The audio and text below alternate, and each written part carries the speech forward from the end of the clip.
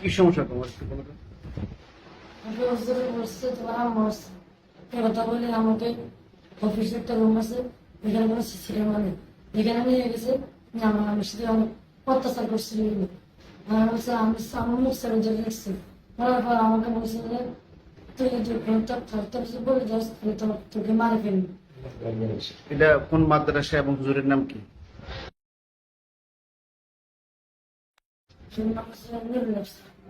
মাদ্রাসার নাম?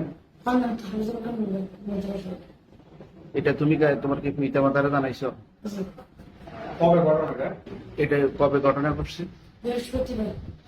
এটা কি তোমার সাথে এই প্রথম না আরো হয়েছে?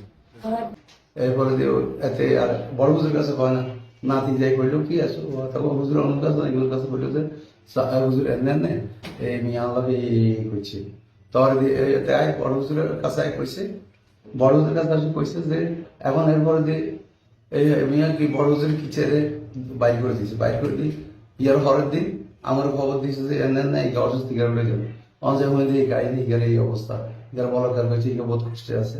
পরে দিয়ে আমরা গেছি, যাওয়ার পরে দিয়ে এখন এই এই কাহিনী আমরা থানা জানাইছি, আপনাদের জানাইছি। এখন আমরা এটার বিচার চাই, সূক্ষ্ম বিচার চাই। এতে আয় দুইবার দুইবার আমার নাতিরে অস্বীকার করছে, এটা বিচার চাই, প্রশাসনের কাছে এটার বিচার চাই। ঠিক আছে।